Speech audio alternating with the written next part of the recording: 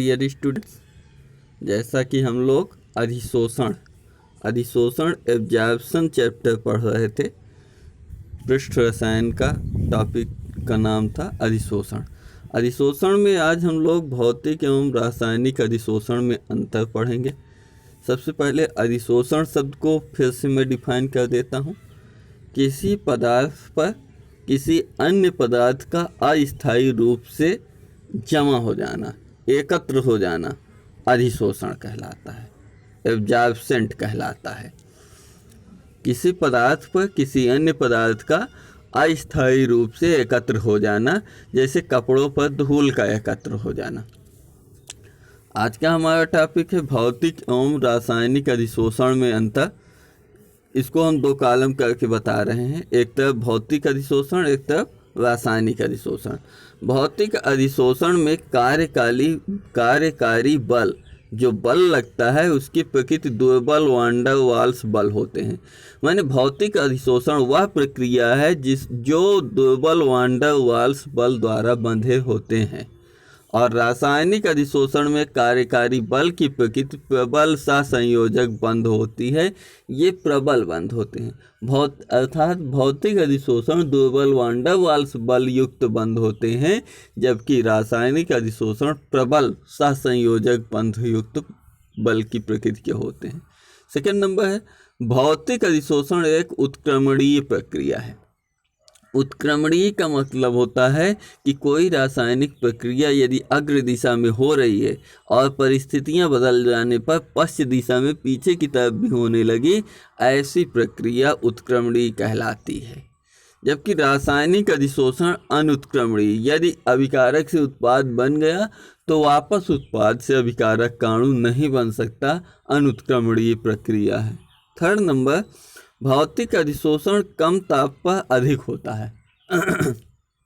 कम ताप पर अधिक मात्रा में उत्पाद बनता है तथा ताप बनाने पर विशोषण बढ़ता है। ताप यदि बढ़ा देंगे तो विशोषण मीन्स कि अभिकारक से उत्पाद के अणुओं के अलग अलग टूटने की प्रक्रिया होती है। रासायनिक अधिशोषण सभी तापों पर होता है। रासायनिक अधिशोषण सभी तापों पर होता है तथा एक निश्चित ताप तक बढ़ता है, उससे अधिक ताप पर फिर घट जाता है। यदि उसके बाद फिर से ताप बढ़ाते हैं तो वापस घट जाता है। फोर्थ नंबर, भौतिक अधिशोषण में अधिशोषण ऊष्मा का मान निम्न होता है, कम होता है। भौतिक अधिशोषण में जो निर्मुक्त हुई ऊष्मा होती है उसे अधिशोषण ऊष्मा कहते हैं, वो बहुत कम होती है। जबकि रासायनिक अधिशोषण में अधिशोषण ऊष्मा उच्च होती है। फिफ्थ और लास्ट नंबर है, भौतिक अधिशोषण में अधिशोष की परतें एकल परत या बहुपरती हो सकता है, जबकि रासायनिक अधिशोषण में अधिशोष की परतें सदैव एकल परत के रूप में ही होता है। इस प्रकार से भौतिक एवं रासायनिक अधिशोषण में ये रहा अंतर। आगे हम लोग पढ़ते हैं अधिशोषण के अनुप्रयोग, एप्लीकेशन ऑफ एब्जॉर्प्शन। अधिशोषण का हमारे जीवन में क्या उपयोग है? अधिशोषण के कुछ महत्वपूर्ण अनुप्रयोग निम्नवत हैं। पहला, रंगीन पदार्थों के अलग करने में। रंगीन पदार्थ, जैसे कि कोई रंगीन पदार्थ है उसको रंगहीन करने में अधिशोषण का उपयोग किया जाता है। रंग युक्त पदार्थ को उसमें से एब्जॉर्ब कर लिया जाता है अधिशोषण के द्वारा। अधिशोषण प्रक्रम का उपयोग कर बड़े पैमाने में अशुद्ध चीनी के विलयनों, फलों के रसों, पेट्रोलियम आदि से रंगकारी पदार्थ को हटाने में किया जाता है। पेट्रोलियम आदि से जो रंगीन पदार्थ होता है उसको हटाने में इसका उपयोग किया जाता है। सेकंड नंबर, कठोर जल के मृदुकरण में। कठोर जल है उसको मृदु करने में प्रायः आयन विनिमय रेंजिनों द्वारा किया जाता है। आयन विनिमय रेंजिन, ये रेंजिन जल में कठोरता उत्पन्न करने वाले आयनों को अवशोषित कर जल को मृदु बनाते हैं। थर्ड नंबर है क्रोमैटोग्राफी, जिसे वर्ण लेखन कहते हैं। क्रोमैटोग्राफी या वर्ण लेखन तकनीक का उपयोग एक मिश्रण के विभिन्न घटकों को अलग अलग करने में किया जाता है। मिश्रण के अलग अलग घटक हैं, उनको पृथक करने के लिए क्रोमैटोग्राफी तकनीक का उपयोग किया जाता है। यह तकनीक भी अधिशोषण सिद्धांत पर आधारित है। फोर्थ, गैस मास्क के निर्माण में, गैस मास्क में कुछ ऐसे पदार्थ, ऐसे अवशिष्ट गैसें लगा दी जाती हैं जो विषैली गैसों को अवशोषित कर लेती हैं। गैस मास्क के निर्माण में आज के समय में गैस मास्क जो है कोरोना के संक्रमण के कारण बहुत ही चर्चा का विषय है। तो मास्क लगाना बहुत ज़रूरी है, ये एक आप लोगों के लिए संदेश भी है। विषैली गैसों के दुष्प्रभाव से बचने के लिए प्रयुक्त गैस मास्क में उपयुक्त माने आवश्यक वांछनीय अवशोषकों का उपयोग किया जाता है। ये अवशोषक विषैली गैसों को अवशोषित कर लेते हैं और श्वसन को शुद्ध वायु प्राप्त हो जाती है, हमें सांस लेने के लिए शुद्ध वायु प्राप्त हो जाती है। अगला नंबर है 5th, उच्च निर्वात उत्पन्न करने में जब किसी रिक्त बंद पात्र में अवशोषक डाल दिया जाता है तो उच्च निर्वात उत्पन्न हो जाता है, क्योंकि सूक्ष्म मात्रा में उपस्थित गैस अधिशोषित हो जाती है।